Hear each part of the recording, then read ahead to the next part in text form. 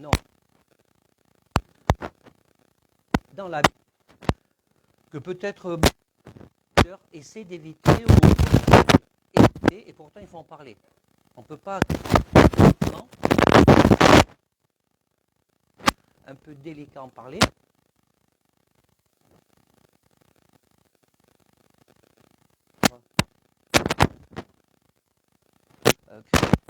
Du corps de Christ, la façon de comprendre le corps de Christ. Et heureusement que Dieu, il y aura de notre foi. Et on a une simple raison, c'est que si on en parle mal, ça entache l'âme de Christ. Et la façon dont on en parle, ça entache. Et la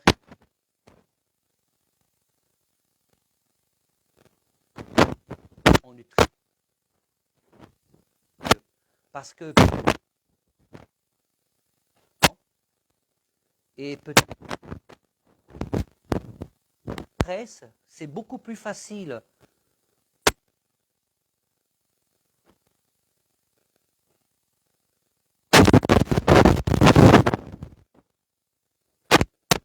On peut se retrouver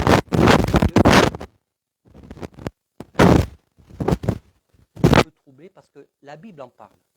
Elle en parle. Je vais d'abord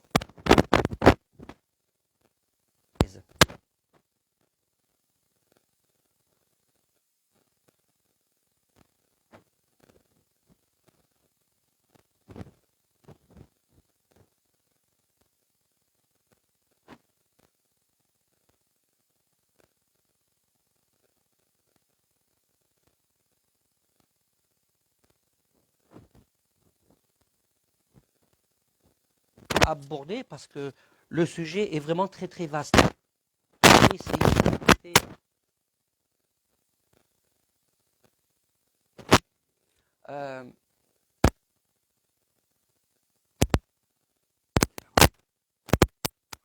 Voilà.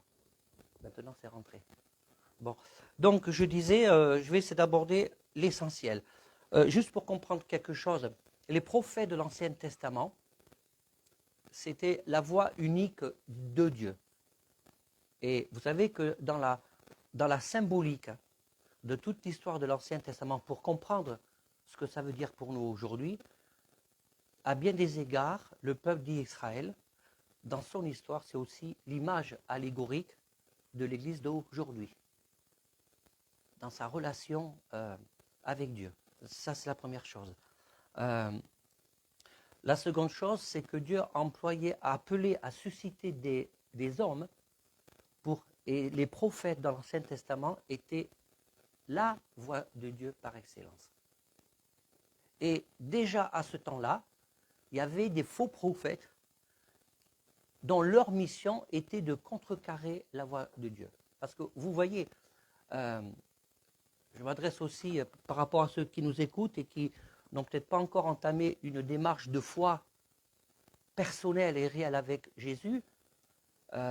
C'est toujours difficile de parler de ce sujet et en sachant qu'il peut y avoir des auditeurs qui ne connaissent pas vraiment le Seigneur. Et il faut quand même en parler. Voilà. Et à ce sujet-là,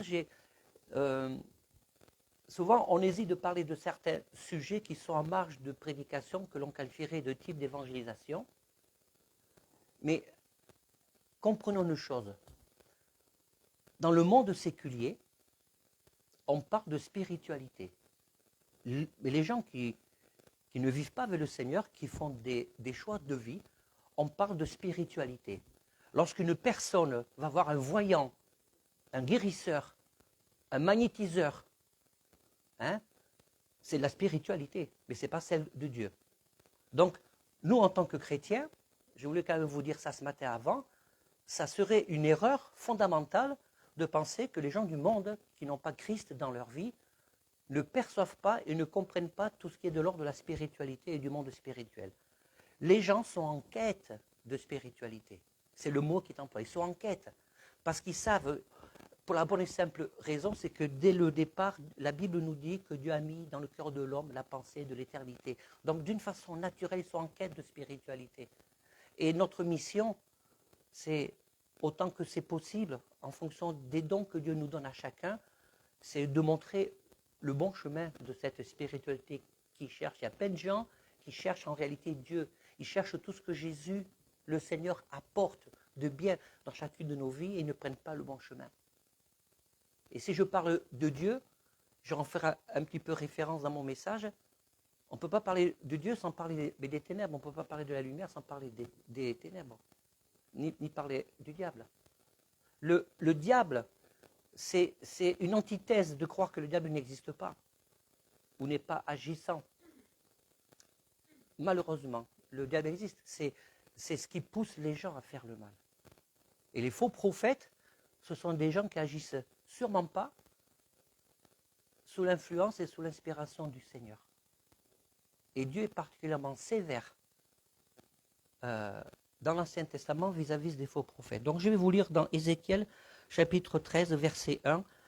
« La parole de l'Éternel me fut adressée en ces mots. Fils de l'homme, prophétise contre les prophètes. » Alors Dieu demande à son prophète de prophétiser contre les prophètes. D'Israël qui prophétise, et dit à ceux qui prophétisent selon leur propre cœur. Écoutez la parole de l'Éternel. Ainsi parle le Seigneur, l'Éternel. Malheur aux prophètes insensés qui suivent leur propre esprit et qui ne voient rien. Tels des renards au milieu des ruines. Tels sont les prophètes ô Israël. Vous n'êtes pas montés devant les brèches, vous n'avez pas entouré d'un mur de la maison d'Israël pour demeurer ferme dans le combat au jour de l'Éternel. Leurs visions sont vaines et leurs oracles menteurs. Ils disent, l'Éternel a dit. Alors ça, quand j'ai lu ça, c'est à quoi j'ai pensé. Ils disent, l'Éternel a dit. Ou l'Éternel m'a dit. À quoi j'ai pensé, à votre avis?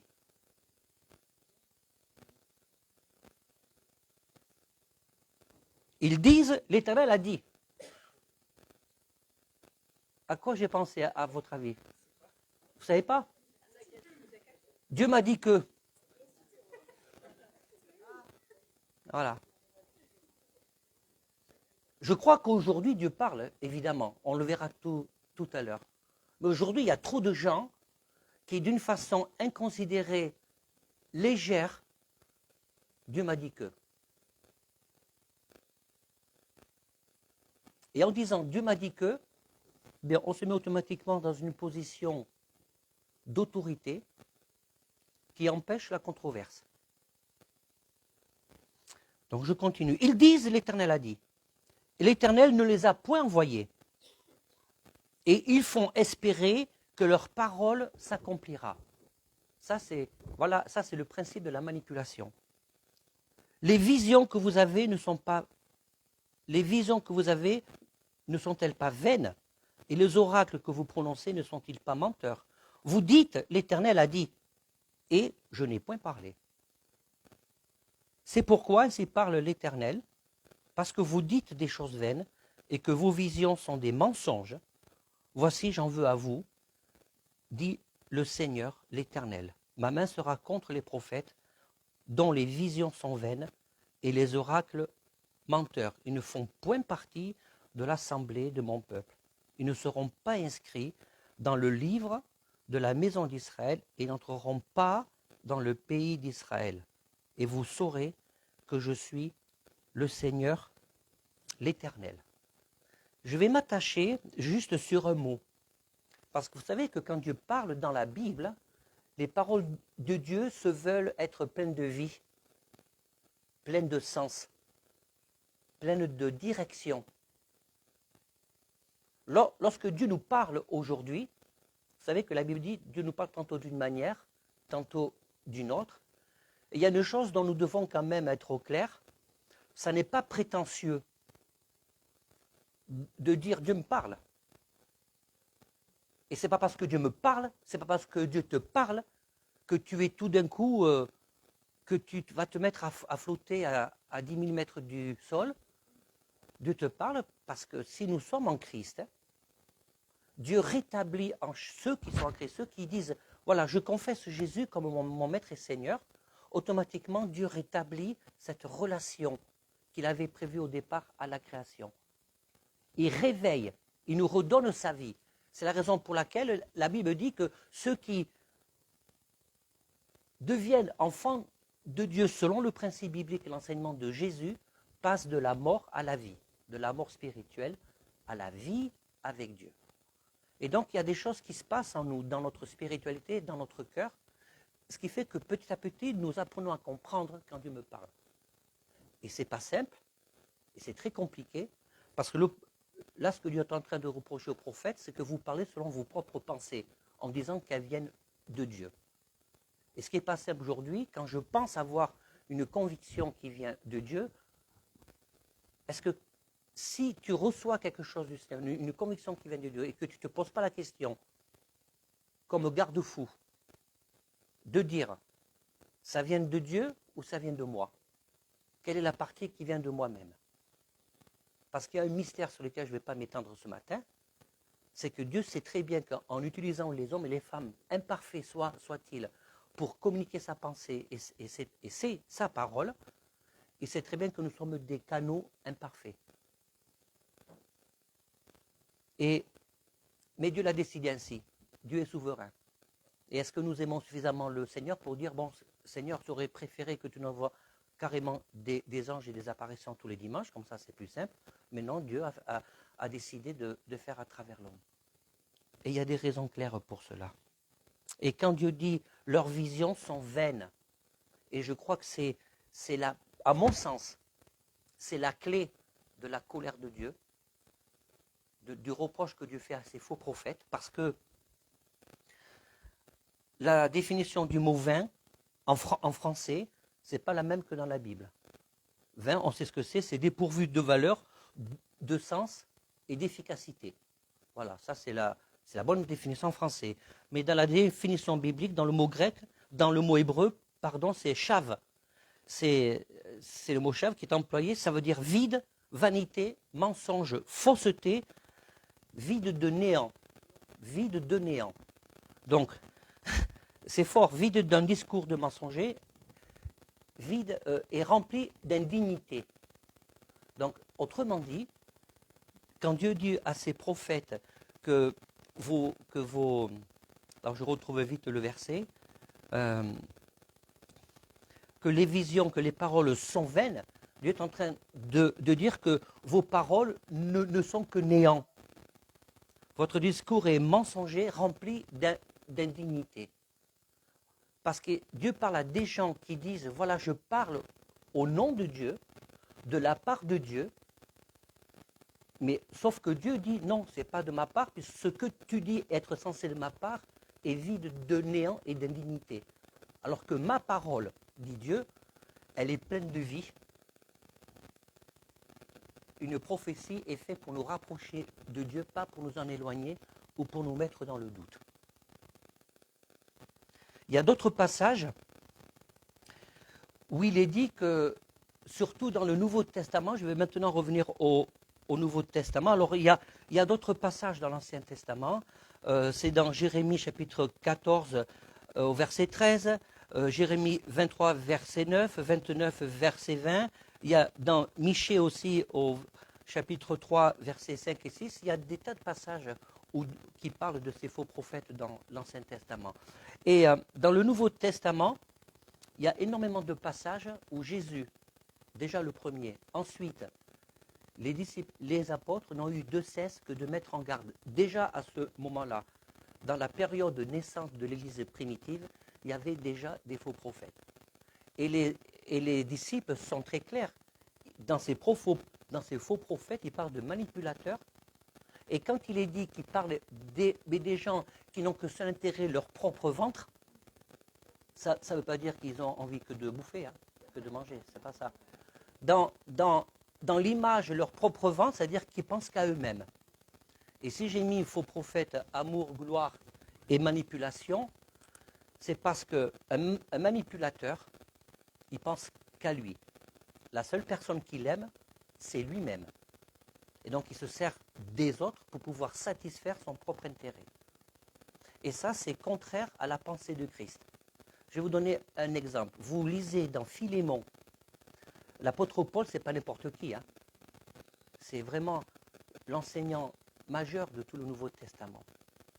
Et lorsque l'apôtre Paul écrit à Philémon, il dépeint exactement le caractère de Christ quand on sert le Seigneur et qu'il se l'applique à lui-même. C'est le contraire de d'amour, gloire et manipulation. Il dit à Philémon, bien que j'ai, il lui demande un service. Vous relisez, c'est très intéressant l'épître à Philémon. Ça fait juste un petit chapitre. Hein. C'est une lettre à caractère privé que l'apôtre Paul fait. Bien que j'ai toute autorité pour te prescrire ce que tu dois faire, je ne viens pas avec toi avec cette autorité spirituelle, je viens vers toi en tant que Paul, en tant qu'ami, et en plus vieux, il était vers la fin de son ministère. En plus, au moment où il fait cette lettre, il était en prison. Il n'y avait pas de préventive, d'incarcération préventive à l'époque. C'était direct la prison, d'accord? À cause de sa foi, à cause de son ministère, de ses prises de position, de sa foi. Et il aurait très bien pu dire, et Philémon se serait exécuté. Il aurait très bien pu dire, j'ai autorité sur toi, je suis le serviteur. Et il ne l'a pas fait. Voilà que l'apôtre Paul manifeste vraiment l'esprit de Christ, le caractère de Christ dans l'exercice de sa fonction du ministère. Et vraiment, je vous demande de vous en souvenir de ça, parce que c'est déjà un premier élément qui nous amène à discerner là, avec quel cœur nous devons servir le Seigneur.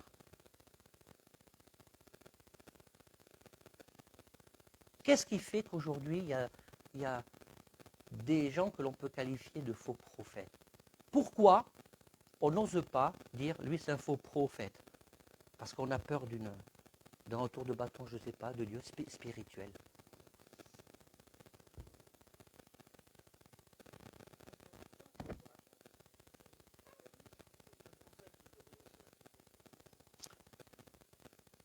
Il n'y a qu'un prophète qui peut dénoncer un faux prophète. Je ne pense pas. Nous sommes tous appelés à le faire. Vous êtes d'accord? Nous sommes tous appelés à le faire, puisque, oui aussi, mais nous sommes tous appelés à le faire. L'apôtre Paul nous enseigne clairement que nous devons développer un esprit de discernement et ne pas attendre que cet esprit de discernement nous tombe du ciel. Cet esprit de discernement passe d'abord fondamentalement par la connaissance de la parole de Dieu. J'ai reçu cette conviction du Seigneur quand j'ai démarré avec Hyacinthe dans le ministère, avant d'intégrer la fédération qui est la nôtre, notre union d'église qui est la nôtre aujourd'hui. Parce que quand on travaille dans le service de Dieu, on ne peut pas être seul et indépendant et s'autoproclamer. Ça, c'est la première chose. La seconde chose, c'est, j'ai reçu cette conviction du Seigneur, c'est comme si Dieu me disait, du coup, mais pour moi-même. Quand on a vraiment l'amour de la vérité d'une façon simple et saine, Dieu nous garde de l'erreur. Voilà. Vous savez, les hommes qui exercent un faux ministère de prophète, ils ne sont pas seuls responsables. Il y a une co-responsabilité, c'est les gens qui écoutent. Vous savez, c'est un peu comme c'est la loi du marché, hein. C'est vraiment ça. C'est l'histoire de l'offre et de la demande. Tant qu'il y a des gens pour écouter, pour acheter des livres, pour s'abonner à des sites sur lesquels l'homme est mis en avant, ça fonctionnera toujours. Tant qu'il y aura des gens pour écouter, pour venir chercher leur propre prophétie. Vous savez, les chrétiens, je pense que c'est inconscient. C'est pour ça qu'il faut le dire. Il faut vraiment le dire. Beaucoup de chrétiens, pourquoi, vous le savez, je ne vous apprends rien. Certainement dans votre entourage, vous avez des chrétiens qui courent derrière des ministères prophétiques. D'accord? Plein, d'accord? Oui ou non? Vous pouvez dire oui pour te entendre sur Facebook, oui ou non? Ouais. En fait, je pense que inconsciemment, c'est parce qu'ils vont voir des prophètes qui sont censés parler de la part de Dieu, comme les gens du monde vont voir des guérisseurs et des voyants. C'est la même motivation. Sauf qu'on se dit, c'est pas grave, c'est un prophète du Seigneur. Ben non, c'est pas comme ça que ça se passe. Si vous regardez bien dans la parole de Dieu, il est écrit nulle part dans la Bible qui fait comprendre au peuple de Dieu que nous devons courir derrière des prophéties. Parce que c'est Dieu qui doit avoir le contrôle. C'est Dieu qui décide de parler. Et une prophétie qui est dite, elle n'est jamais contre ce que la Bible enseigne. Vous savez, une des caractéristiques des faux prophètes,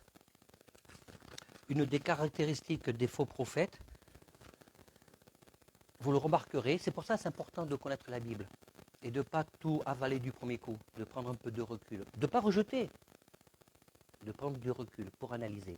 C'est ce que l'apôtre Paul nous dit, hein. Oui ou non? Voilà, de prendre du recul pour analyser. La caractéristique du faux prophète, je l'ai toujours remarqué, c'est de dire la vérité, mais juste une partie. C'est ce que j'appelle le presque vrai. C'est juste une partie. Et vous remarquerez qu'ils occultent d'autres passages de la Bible volontairement, parce qu'ils ne les occultaient pas, ça contredirait ce qu'ils disent eux-mêmes.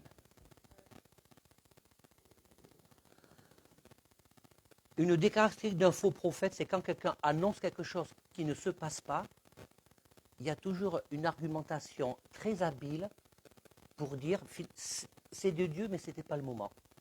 C'était juste pour vous avertir.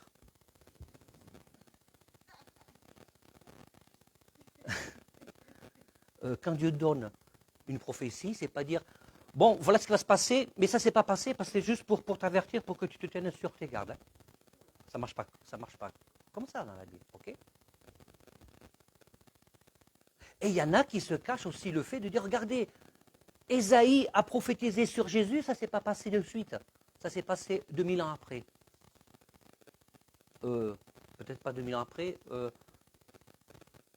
merci, 700 ans après. Alors ils se cachent derrière des faits bibliques pour justifier leur tromperie. C'est pervers ça.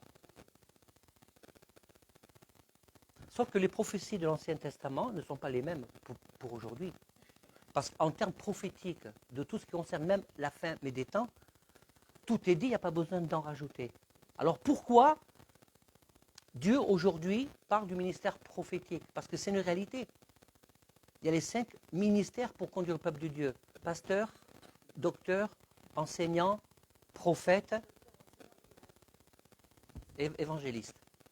Voilà. Et vous remarquerez que celui que l'on donne le plus de prédominance, c'est le ministère prophétique.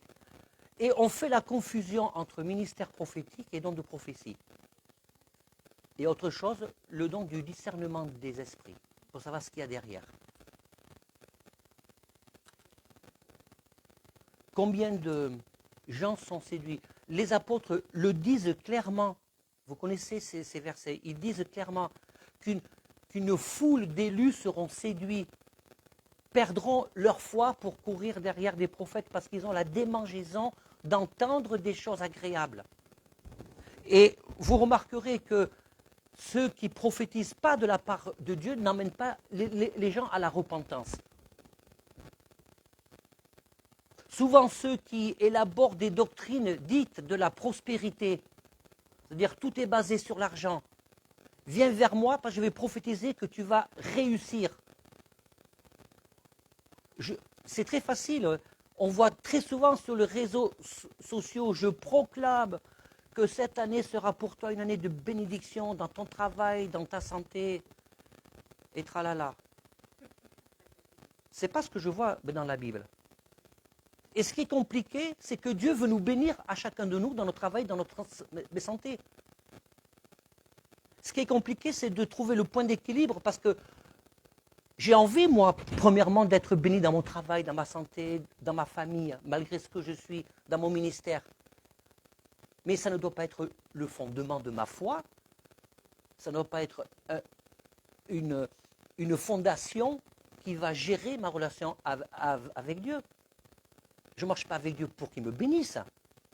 Je marche avec Dieu pour que je grandisse et pour que je garde ma foi jusqu'au bout, parce que je sais qu'un jour mes yeux le verront pour l'éternité. Vous voyez la différence? C'est ce qui détermine un faux prophète, c'est le rapport qu'il a à l'argent. C'est pas ce qu'il dit, c'est sa vie. C'est le rapport qu'il a à l'argent. Ce qui détermine un faux prophète, c'est qu'il n'accepte pas d'être contredit. Les seuls prophètes qui étaient légitimes pour ne pas accepter d'être contredits, c'était ceux de l'Ancien Testament, parce que c'était un seul homme qui parlait pour pouvoir conduire le peuple tout entier. Pour le coup, c'était vraiment le seul représentant de Dieu sur terre pour les nations. Je ne suis pas prophète, mais je sens que certains se disent, alors pourquoi Dieu laisse faire les faux prophètes aujourd'hui? Très bonne question. Pourquoi Dieu laisse faire les prophètes aujourd'hui? C'est vrai que j'ai le sentiment que Dieu laisse faire les prophètes aujourd'hui. Chose qu'il faisait moins ou pas dans l'Ancien Testament parce que le couperet tombait. Hein? Ben, je vais vous apporter, je vais pas vous apporter la réponse. Je dirais plutôt que je vais vous proposer une réponse, une hypothèse. D'accord? Et ça sera à vous de juger comme des grands. Ma réponse, qui me semble juste, et mon hypothèse, c'est que dans l'Ancien Testament, comme je vous disais à l'instant, il y avait un seul homme, un prophète choisi de Dieu, qui a reçu l'onction de Dieu pour conduire le peuple entier. Parce que le peuple entier, à l'époque, dans l'Ancienne Alliance, n'avait pas les moyens d'entendre et de percevoir la voix de Dieu, n'avait pas les moyens spirituellement d'entendre la voix de Dieu. Il fallait un seul homme pour conduire. La seule chose qu'il devait faire, c'est d'obéir à ce qui était annoncé, d'obéir aux oracles et aux prophéties qui venaient vraiment de Dieu. Aujourd'hui, et puis il y avait aussi la tradition du Moyen-Orient, qui était, avant que les choses soient écrites, il y avait la tradition orale. Hein? On l'a appris ça à l'école, dans beaucoup de cultures, la transmission orale. C'était aussi comme ça que la parole de Dieu se propageait jusqu'à ce qu'elle soit écrite et qu'elle nous soit transmise aujourd'hui. Donc, dans le Nouveau Testament, c'est tout à fait différent. Les prophètes d'aujourd'hui n'ont pas la même fonction que ceux de l'Ancien Testament.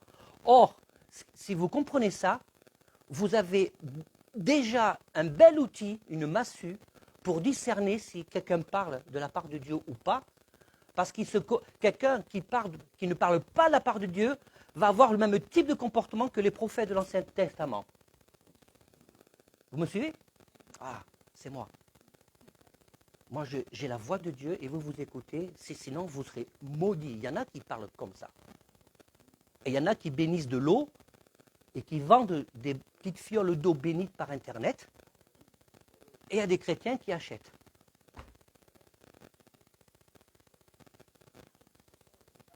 Pendant la crise du Covid, pendant la crise sanitaire, il y a des prophètes qui ont parlé de l'esprit du coronavirus. Je l'ai dit, l'esprit du coronavirus. Je vais chasser, voilà, vous voyez, c'est amour, gloire. Mais la gloire, c'est, ils sont investis de la toute puissance divine, donc je vais chasser l'esprit du coronavirus. Il n'y a pas d'esprit de coronavirus. Voilà. Il y en a même un qui avait prophétisé que le président de la République allait mourir pendant la crise sanitaire. Donc ça ne s'est pas passé. Ça se passera peut-être plus tard, mais j'en sais rien. Mais forcément.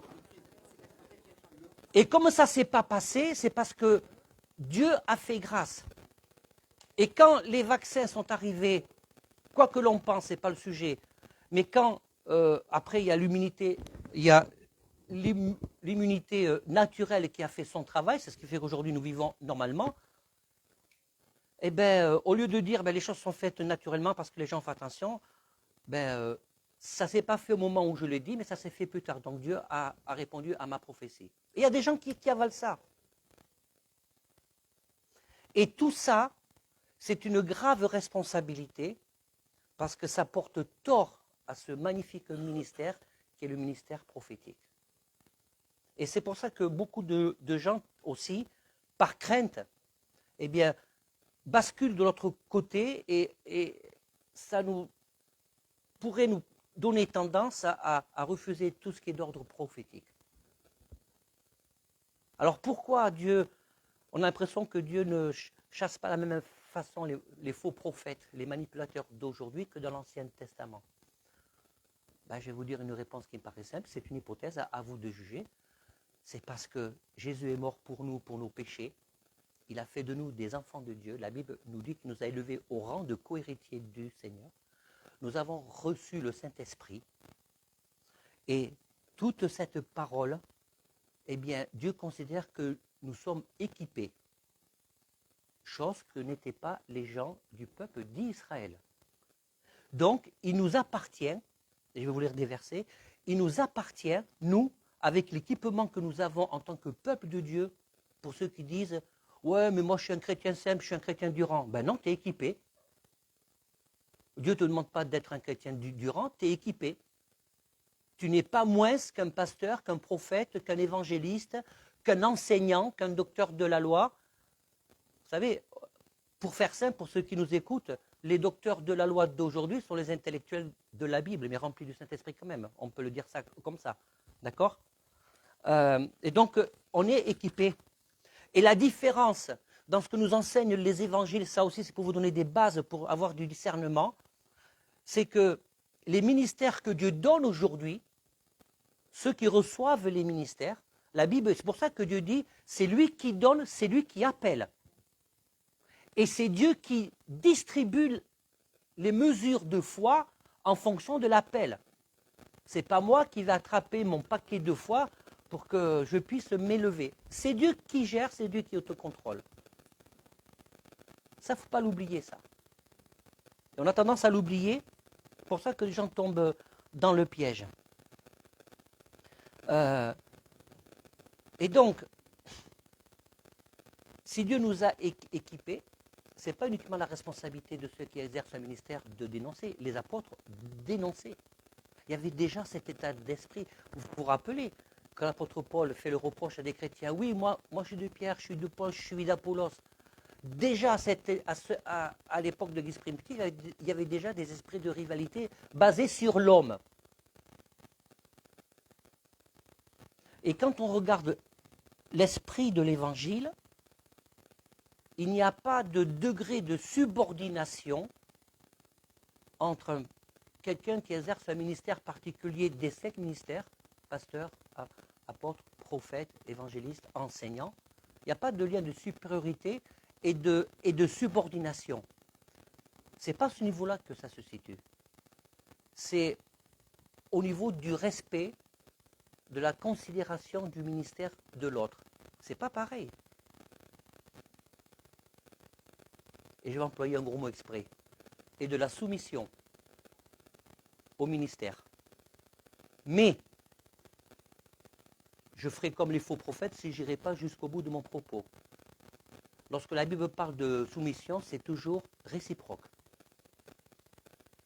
Un faux prophète n'acceptera jamais de se soumettre à son semblable. Je vous suis soumis, selon l'esprit de l'Évangile. Notre Église a un conseil, je leur suis soumis, ils ne sont pas à mes ordres.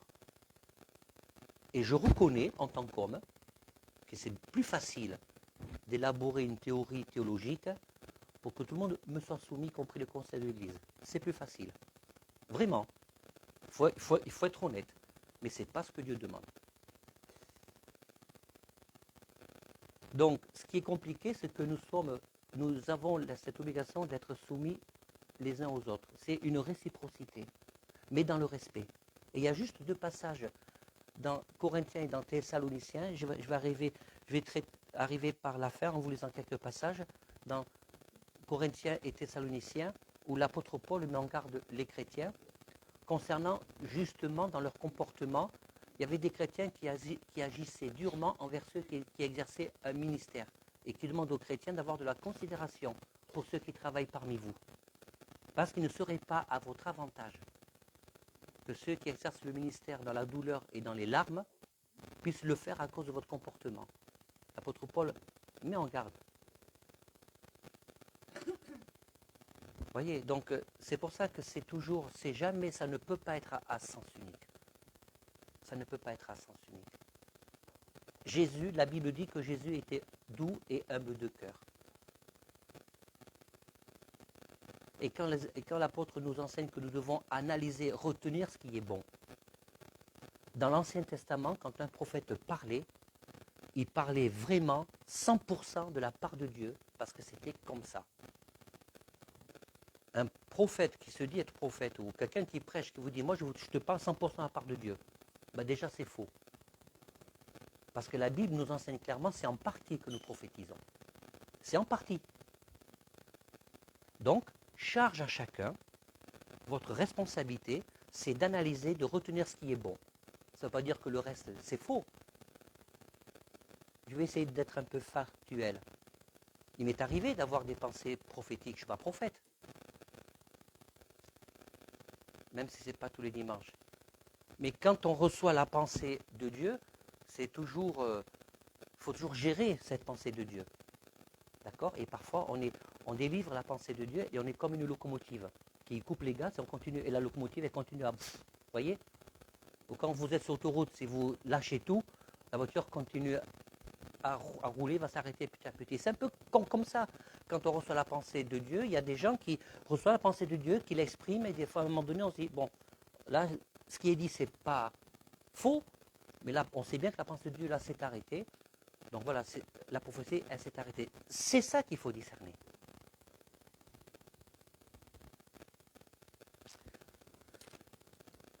Matthieu chapitre 7, verset 15.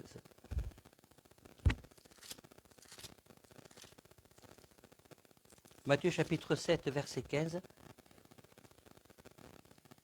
Gardez-vous des faux prophètes. C'est Jésus qui parle. Gardez-vous des faux prophètes. Ils viennent à vous en vêtements de brebis, mais au-dedans, ce sont des loups ravisseurs. Vous les reconnaîtrez à leurs fruits. Cueille-t-on des raisins sur des épines ou des figues sur des chardons? Tout bon arbre porte de bons fruits, mais le mauvais arbre porte de mauvais fruits. Il ne parle pas de l'action, il parle du caractère. Moi, ça me pose un problème lorsque je vois qu'il y a certains prophètes, je ne vais pas citer leur nom, vous pouvez les trouver sur Internet, qui originaires souvent des pays d'Afrique, des pays les plus pauvres du monde, qui font partie, écoutez bien, du top 20 des pasteurs les plus riches du monde. D'accord? Voilà, ça c'est un critère. Alors, j'ai creusé. Il y en a qui font partie de ce top 20, mais ce n'est pas directement dû à leur ministère. C'est parce qu'en parallèle, ils ont une entreprise. Bon, voilà, il faut discerner un peu. Mais je parle de ceux qui en parallèle n'ont pas d'entreprise particulière. Vous voyez? Qui font partie du top 20. Et qui exercent vraiment une espèce de manipulation, et je veux dire d'hypnose. Une des caractéristiques qu'un faux prophète, lors d'une assemblée, ça je pèse mes mots parce qu'il faut vraiment le dénoncer. Je vais vous dire pourquoi je parle comme ça, parce que ça me met en colère, parce que ça corrompt, ça salit des choses pures, des cadeaux que Dieu veut donner pour l'instruction de son peuple. Vous voyez? Et lorsque des gens dans des réunions publiques font des pubs, je suis très allergique à ça, pub, réunion de guérison, patati et patata, ou venez voir la puissance de Dieu, où la seule chose qu'on voit, c'est les gens tomber, comme en transe. Enfin, vous connaissez ça. Vous n'avez aucun exemple biblique. Ce n'est pas la question que les gens tombent. Mais si j'ai fait des recherches, je ne vais pas m'étaler là-dessus, mais croyez-moi, c'est les mêmes techniques que de l'hypnose. C'est des ambiances hypnotiques. D'accord? Alors c'est vrai, il touche quelqu'un, la personne tombe, oh la puissance de Dieu. Moi, la puissance de Dieu, c'est quand quelqu'un se convertit, donne sa vie à Jésus, prenne conscience qu'une vie sans Christ, ça vaut pas la peine d'être vécu, c'est trop compliqué. La puissance de Dieu, c'est quand quelqu'un est guéri physiquement au nom de Jésus. La puissance de Dieu, c'est quand quelqu'un, est restauré dans son âme, dans toutes ses blessures. Ça, c'est la puissance de Dieu. Ça n'amène à rien de vivre une expérience mystique. Jésus n'est pas venu, nous a pas donné sa puissance pour vivre des expériences mystiques. Vous voyez? Et il y a un art Je vous dire parce que ça vous permet de... Il y a un art qui s'appelle le tai chi. C'est un art occulte, d'accord? Un art asiatique, je le dis dans un sens très très large, donc issu de puissances occultes, puisque le diable donne des puissances. La Bible nous apprend que des faux prophètes font des prodiges et des miracles et des guérisons par la puissance du diable. C'est ça qui est compliqué, il faut avoir le discernement. Et donc, le tai chi, c'est un art oriental. Les maîtres tai chi ont cette capacité réelle, c'est une puissance qui ne vient pas de Dieu, de maîtriser le magnétisme qui nous environne, puisque la Terre est un gros aimant, d'accord? De maîtriser le magnétisme. Donc ça, c'est des puissances qui sont obtenues par des connexions occultes. Donc la personne, elle touche la personne et la personne tombe, enroulée, bouboulée. C'est exactement les mêmes gestes que vous pouvez voir dans des rassemblements où il y a des faux prophètes qui disent manifester la puissance de Dieu. Une autre caractéristique des faux prophètes dans l'amour, gloire et manipulation, c'est qu'ils disent je vais te communiquer mon onction. Où est-ce que tu as vu ça? Ok dans l'Ancien Testament, comme je vous l'ai expliqué, oui, mais pas dans le Nouveau. Où est-ce que tu as vu que le gars communique comment? Voilà, c'est ça. Merci. J'allais dire Mérégine, Nadège. On a tous l'onction, on a tous reçu le Saint-Esprit. Et moi, ce qui me chagrine, c'est que les réactions, première réaction, c'est de dire, oh non, le ministère prophétique, ça n'existe pas. Ça amène des gens à rejeter le ministère prophétique. C'est plus facile, du coup, aussi, de basculer à l'excès, de dire, non, le ministère prophétique, ça n'existe pas, ça ne vient pas de Dieu, c'était pour avant. Ça, c'est plus facile comme ça au moins, mais non. Ce qui est plus difficile, c'est de faire l'effort, de demander au Seigneur, dans sa grâce, le discernement. Parce que Jésus est venu pour nous sauver, en attendant son retour, et que nous nous présentions devant lui, il nous a équipés. Et vous êtes tous légitimes à avoir le discernement. Mais être sûr de ce que vous dites. Voilà. Être sûr de ce que vous dites.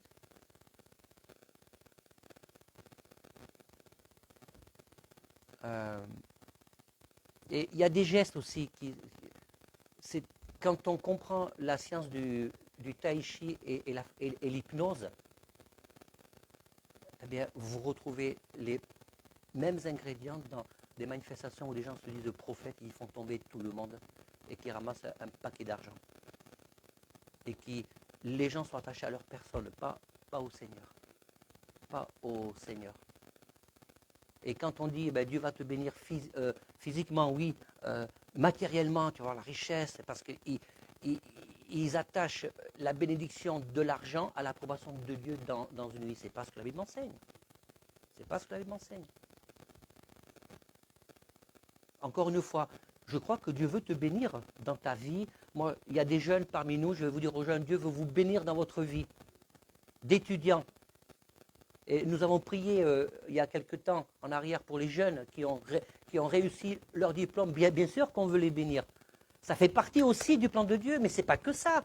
Ce n'est pas le fondement de la foi. Je dirais que ça fait partie du package du Seigneur. Mais ce n'est pas le fondement. Ce n'est pas le fondement. Acte 17. Je vais terminer par ces lectures-là.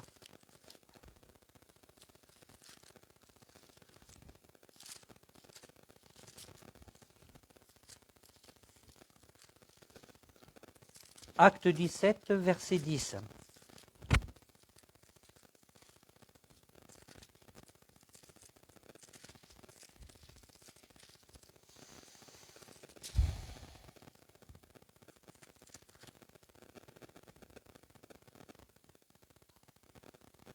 Aussitôt les frères firent partir de nuit Paul et Silas par Bérée.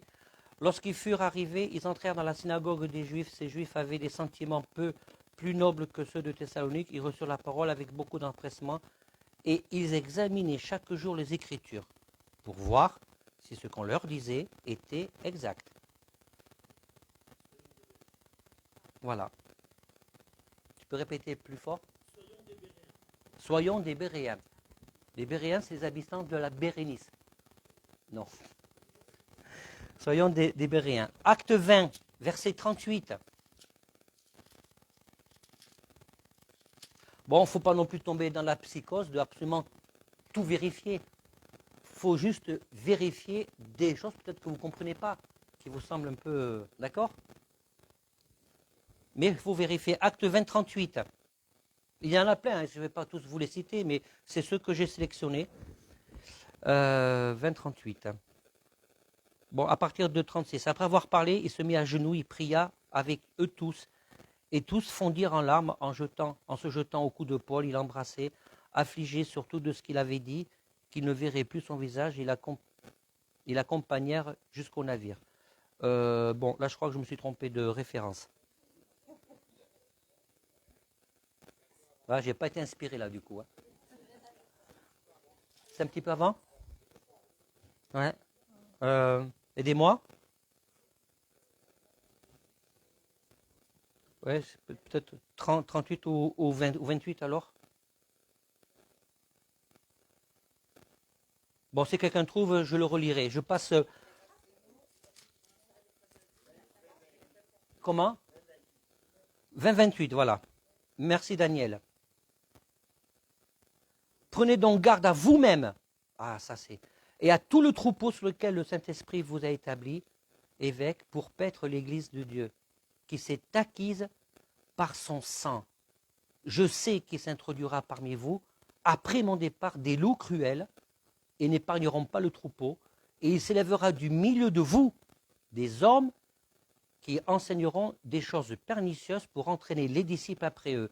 Veillez donc, vous souvenant que durant 3 années, je n'ai cessé nuit et jour d'exhorter avec larmes chacun de vous. C'est fort ça. Quand vous lisez ce passage, c'est pas dire Seigneur, j'attends ton esprit de discernement, ta pensée prophétique pour que je puisse discerner. Si tu fais que ça ne va pas marcher. Hein. Là, c'est clair. Tu dois veiller. C'est-à-dire que la foi, c'est pas attendre que tout tombe du ciel. Tu dois veiller par la connaissance de la parole de Dieu. Tu dois réfléchir. Tu dois analyser pour comprendre si ça colle ou si ça ne colle pas. Donc, la responsabilité, notre responsabilité, nous qui enseignons à Weberty, et Clément maintenant, la responsabilité des chrétiens qui reçoivent l'enseignement, c'est de veiller. Et si vous prenez cette habitude de veiller, là, ce n'est pas une prophétie que je vous fais, mais c'est une certitude que je vous annonce. Dieu va vous utiliser pour être des instruments de bénédiction pour qu'à votre tour, vous puissiez conduire, diriger, aider des chrétiens d'autres églises ou qui sont dans votre entourage et qui sont manipulés et trompés par des faux enseignements.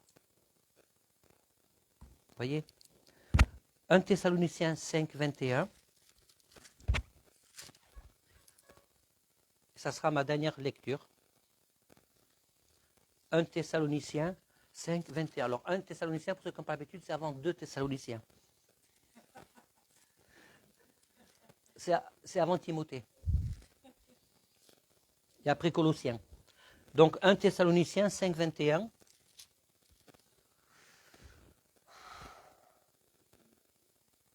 À partir du verset 19, et même à partir du verset 17, c'est intéressant. Priez sans cesse. Rendez grâce en toutes choses, car c'est à votre égard la volonté de Dieu en Jésus-Christ. N'éteignez pas l'esprit. Voyez? N'éteignez pas l'esprit.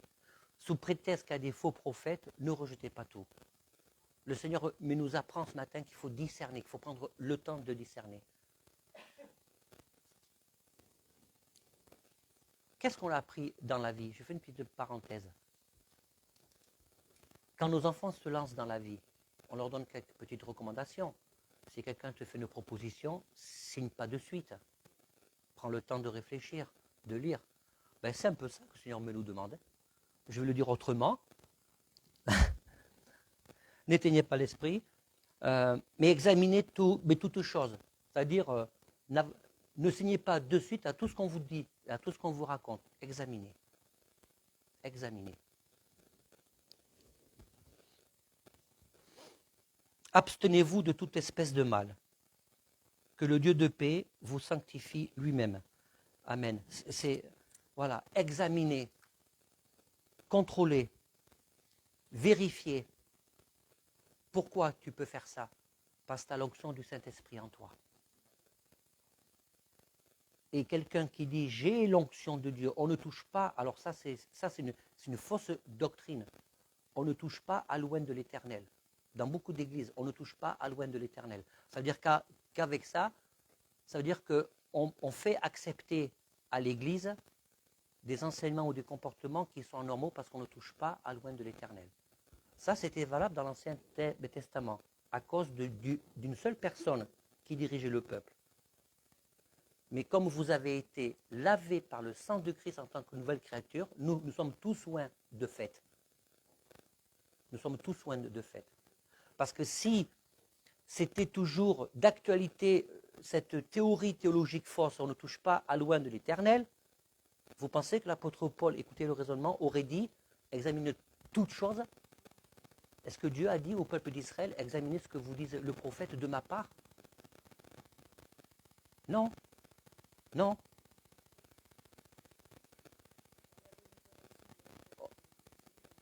Voilà. Mais c'est une question d'équilibre. Les chrétiens doivent, dans leur comportement, faire attention que les ministères que Dieu a placés au milieu d'eux ne puissent pas exercer leur ministère dans la douleur et en pleurant à cause des comportements des chrétiens. Les ministères qui exercent un ministère particulier de la part de Dieu doivent le faire avec l'Esprit de Christ pour éviter que la position élevée, de fait, que la position élevée puisse être utilisée pour avoir de l'ascendant, pour avoir du contrôle, pour avoir de la prise de pouvoir et pour ramasser un maximum d'argent. Vous voyez? Voilà. C'est pas du tout pareil le contexte dans le Nouveau Testament. Lorsqu'il n'y a pas de réciprocité, l'alarme et les feux rouges doivent s'allumer. Amen. Alors, mes frères et sœurs, vraiment, les dons que Dieu veut que nous ayons, nous ne devons pas les rejeter.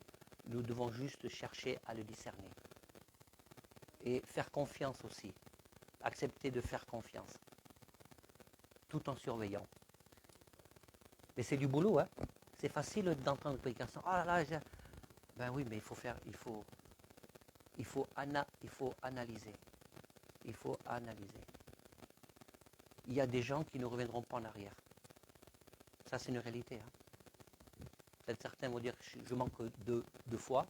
Il y a des gens qui sont tellement séduits. Voilà.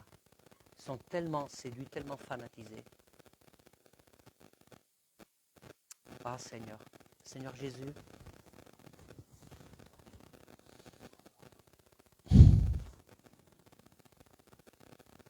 Pardon pour les fois où, dans nos comportements, on a été légers, sans vérifier. Seigneur Jésus, nous avons vraiment besoin de ta grâce. Nous avons besoin de ta grâce. Et ce n'est pas parce que quelqu'un prêche en criant fort et à tue-tête qu'il est inspiré de toi. Parce que tu n'es pas sourd, Seigneur. Tu n'es pas sourd. Et les auditeurs non plus. Seigneur Jésus, la seule chose que je te demande aujourd'hui, c'est de mettre cette conviction dans nos cœurs, que nous puissions dans ta présence prendre assez de courage pour peut-être que ceux qui nous écoutent, ceux de cette assemblée, puissent dire, eh bien, je vais essayer de réformer mon cœur, de réformer mes pensées, pour pouvoir peut-être réajuster ma route avec toi, ma route avec mes frères et sœurs, ma route avec les ministères. Oh Père éternel, que ton nom soit béni. Et je veux proclamer par la foi, Seigneur, que tant que nous avons au fond de notre cœur, même si c'est imparfait, mais tu nous demandes de grandir, tant que nous avons dans notre cœur cet amour de la vérité, ce désir de se poser la question, est-ce que ça correspond à ce que toi tu es, Seigneur, dans ton humilité? Eh bien, je crois qu'on se pose cette question, Seigneur, je crois par la puissance, par le don de ton esprit, tu nous gardes de tout esprit de mensonge et de manipulation. dans le nom de Jésus. Amen.